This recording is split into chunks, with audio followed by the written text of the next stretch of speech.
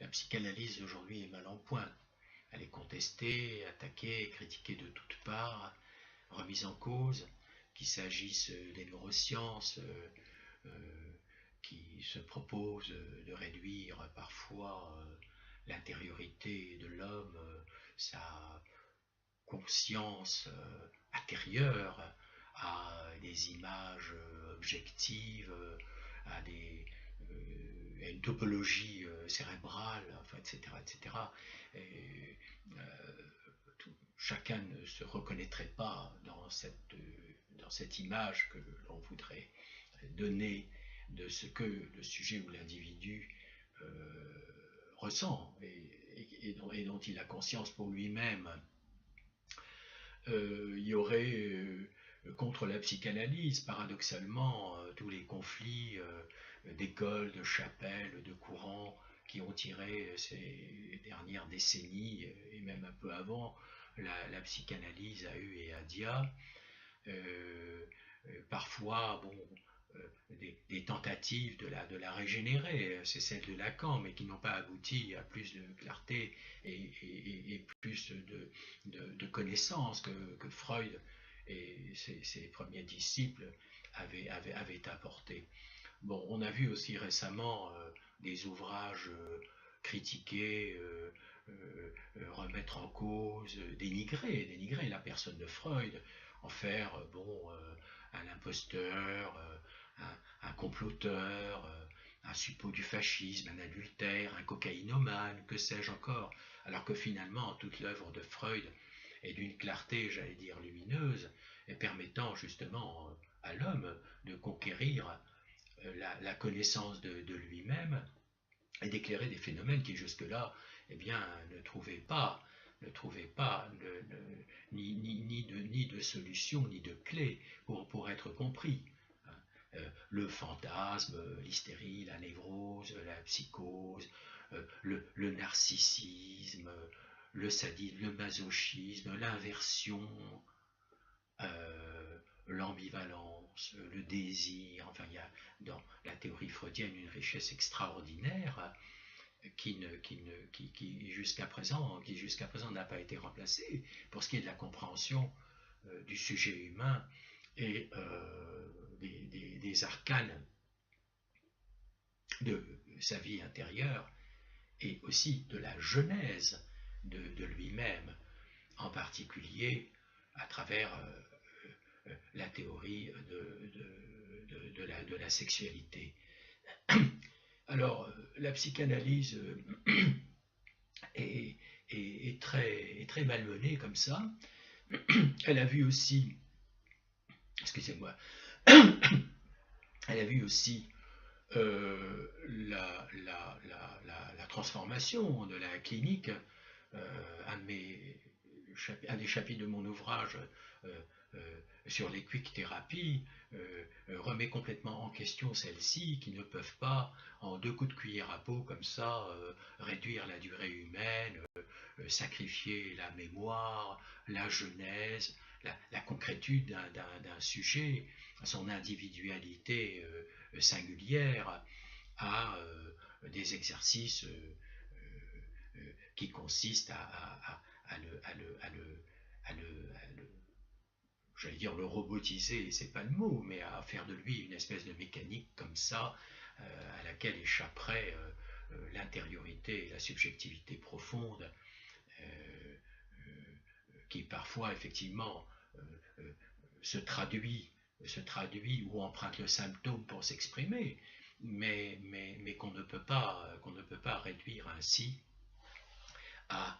des exercices de manipulation ou de reconditionnement. Il s'agit de bien autre chose.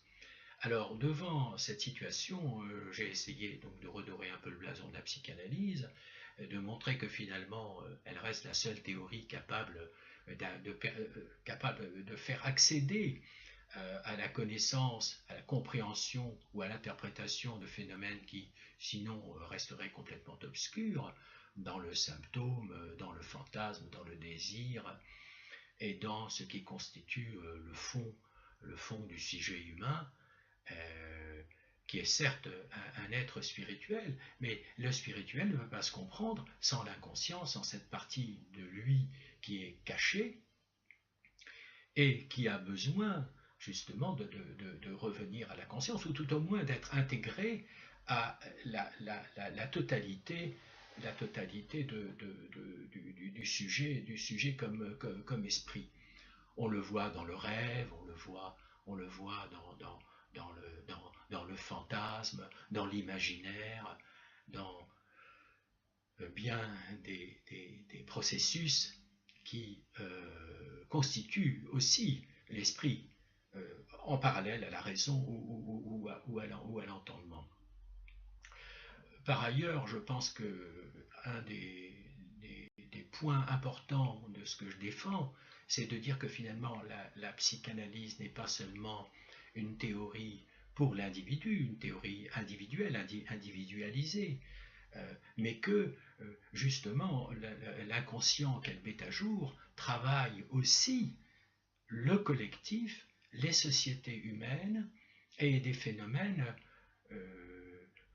qui sont plus généraux, plus génériques et qui concernent la culture, la civilisation et les collectifs humains.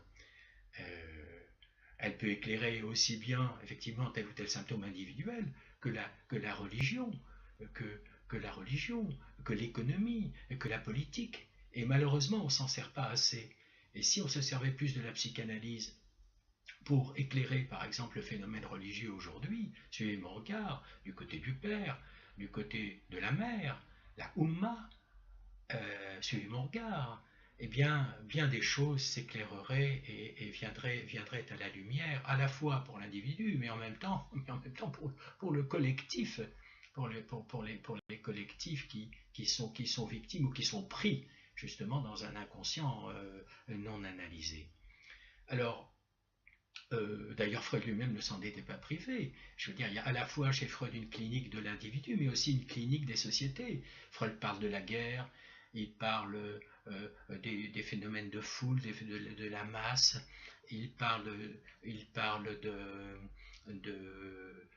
la religion, bien sûr, de la jeunesse de la religion, de l'art, bien sûr, de la création. Il fait de l'ethnologie, il fait de la sociologie très fréquemment, dans Totem et Tabou, que sais-je, pour éclairer justement ce qu'il y a dans les phénomènes collectifs d'obscur et de conditionnant sans qu'on sache exactement d'où ça vient. Et si on l'appliquait aux phénomènes politiques, au processus politique ou même au processus économique, par exemple, dans la notion de crise, on découvrirait énormément de choses à la lumière de ce qui reste de l'ordre du désir, mais du désir ou du pouvoir de façon incomprise. Alors je pense que la psychanalyse a tout autant à voir avec la clinique individuelle qu'avec l'anthropologie, qu'avec la compréhension des phénomènes de culture, des phénomènes humains, mais aussi avec l'esthétique, avec la création, avec le processus de création dans l'art. Freud aussi a travaillé de ce côté-là, à voir Léonard de Vinci, etc. etc. Et je pense qu'aujourd'hui, la psychanalyse a toute sa place dans les sciences humaines, dans des méthodologies de compréhension et d'interprétation des phénomènes humains. Et à ce titre-là, eh bien, la psychanalyse n'est certainement pas un savoir ou une science à enterrer, mais au contraire à utiliser pour mieux comprendre encore les phénomènes qui restent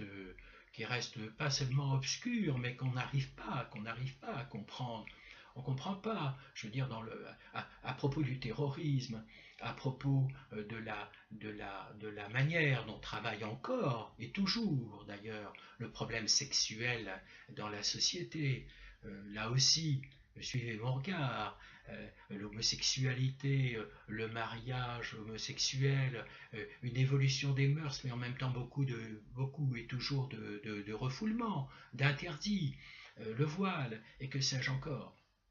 Voilà, ben, mon ouvrage, très modestement, ne traite pas de tout cela, mais je voudrais essayer dans ce message à son sujet d'attirer l'attention sur tout ce que la psychanalyse porte de richesse compréhensive, de capacité d'interprétation et de possibilités euh, d'aborder la compréhension de l'homme euh, par le biais de ce qui reste obscur justement dans le sujet humain et peut-être restera toujours obscur. Et c'est pour ça que Freud n'a pas du tout à être enterré comme théoricien et comme fondateur d'une science et d'un savoir qui aujourd'hui encore a beaucoup à dire.